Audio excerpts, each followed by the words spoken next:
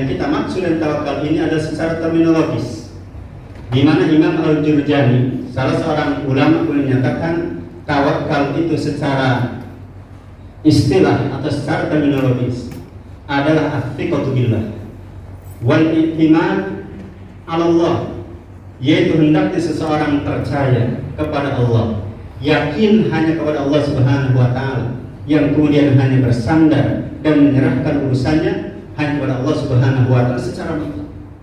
Maka ma'asyiral muslimin, terkait dengan ayat yang tadi kita sebutkan dan terkait dengan definisi tawakal tadi, maka tentunya khatib menyampaikan ada 3 catatan penting. Yang pertama adalah tawakal mengajarkan kepada kita untuk terus berusaha. Tawakal mengajarkan kepada kita untuk terus beramal. Tawakal mengajarkan kepada kita untuk terus berikhtiar. Tidak kemudian bermalas-malasan, tidak kemudian berpangku tangan, tidak kemudian berleha-leha.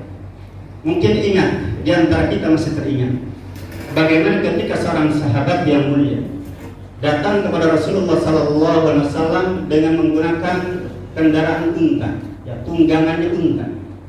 Maka sahabat bertanya, ya Rasulullah, apakah kemudian saya biarkan unta ini, kemudian saya tawakal kepada Allah, atau diikat dulu baru tawakal? Maka Nabi mengatakan dan ucapan yang masyhur, beliau menyatakan ikilha wa tawakkal. Yang benar itu adalah kunci dulu, ikat dulu.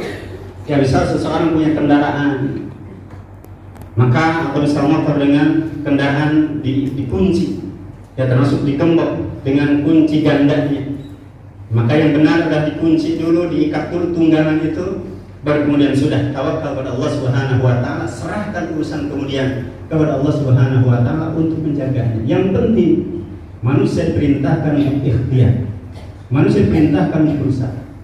Demikian juga dalam hadis riwayat Imam Bukhari, Ibnu Abbas menyatakan kan ahlul Yaman yahujjuna wa la yatazawwadun. Ibnu Abbas mengatakan bahwasanya ada penduduk Yaman, mereka yang datang dari Yaman kemudian melakukan ibadah haji, tapi mereka tidak bawa bekal, tidak bawa ya uang misal pada masa itu, tidak bawa bekal, tidak bawa makanan, tidak bawa minuman.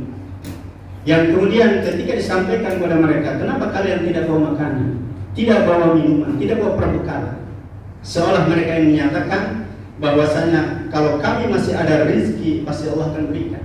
Sehingga mereka mengatakan ketika ditanya tentang hal itu, nahnul mutawakkilun, kami semuanya sudah bertawakal kepada Allah Subhanahu wa taala selama kami punya nyawa, dan selama kami masih bernyawa maka pasti Allah memberikan rezeki. Akan tetapi dan sekalian, yang terjadi apa? Ketika mereka di perjalanan mau makan minum harus meminta, menunggu pemberian orang. Ketika mereka sudah sampai di Mekah, ketika kemudian pelaksanaan ibadah haji atau sebelum hajinya dan sesudah hajinya, apa yang terjadi? Mereka pun harus menunggu pemberian orang. Maka fa'anzalallahu qawlahu wa tazawwadu fa inna khairaz zadi taqwa. Allah Subhanahu wa taala kemudian menurunkan ayat yang ada dalam surat Al-Baqarah ayat 197, di mana Allah menyatakan berbekalah kalian. Kalau mau haji, mau umrah, bawalah bekal.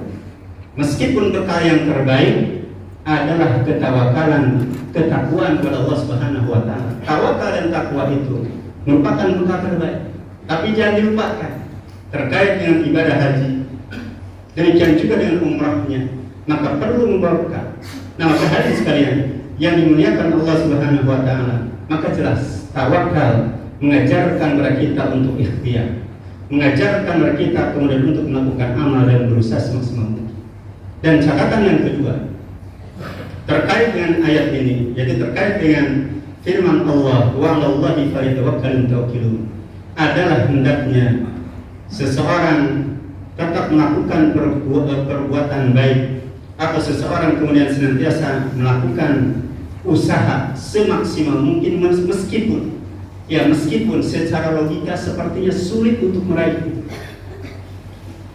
Tidak usah jauh-jauh hadis sekalian. Misal ada seseorang yang kemudian dia terjerembab atau mungkin akan jatuh ke jurang. Ketika dia terpeleset, Maka yang harus dia lakukan adalah dia melakukan semaksimal mungkin upaya untuk memegang yang bisa dia pegang. Meskipun mungkin secara logika kayaknya susah untuk selamat dari ketergelinciran itu. Misal, seseorang yang berada di gunung kemudian terpeleset, dia memegang rumput. Secara logika rumput sulit untuk menyelamatkan dia. Dalam arti dengan memegang rumput itu, dia bisa jadi kemudian terjatuh ke dalam jurang. Tetapi hadirin sekalian, dengan perbuatan yang kecil tadi, yang secara logika sulit sepertinya orang itu selamat, tetapi bisa jadi karena dia sudah berikhtiar, dia sudah berusaha, dan itu merupakan langkah terakhirnya, maka Allah buka pintu keberhasilan, Allah buka pintu kesuksesan. Tidak usah jauh-jauh dari sekalian. Misal apa yang terjadi dengan saudara kita di bumi Syam, di Palestina, bagaimana kemudian saudara kita di Gaza, di Rafah, ya di Jabalia sudah diluluh lantakan, terjadi genosida, pembantaian dahsyat luar biasa. Banyak orang yang pesimis. Untuk apa menolong mereka? Untuk apa kemudian disibukkan dengan mereka? Maka ma'asyiral muslimin, sekecil apapun usaha kita dan kita niatkan untuk membantu saudara kita, maka bisa jadi disitulah Allah membuka peluang, membuka pintu kemenangan. Ada di antara saudara kita yang memilih jalur diplomatik dengan jalur politik, yang kemudian menyampaikan kepada para penguasa Arab sana, mengajak, yang mengeluarkan resolusi, menghimbau untuk memberikan bantuan kepada saudara. Bisa jadi dari sekalian melalui pintu itu Allah buka kemenangan, kemudian Allah mengakhiri peristiwa atau kejadian yang ada di saudara kita di Palestina. Maka ma'asyiral muslimin, optimis atau optimisme itu merupakan bagian daripada hasil ketawakalan tadi. Maka tawakal bisa melahirkan optimisme dan hati-hati dengan orang-orang yang kemudian suka pesimis. Karena Aisyah demikian juga dan Abu Hurairah radhiyallahu anhu menyatakan kana Nabi sallallahu alaihi wasallam yuhibbul fa'lal hasan. Digambarkan bahwa Nabi kita Nabi Muhammad sallallahu alaihi wasallam adalah sosok yang senantiasa optimis. Aku qouli hadza astaghfirullah li wa lakum wa nafa'ani wa iyyakum bima fihi min ayati wa dhikril hakim wa taqabbala minni wa minkum tilawatahu innahu huwal ghafurur rahim.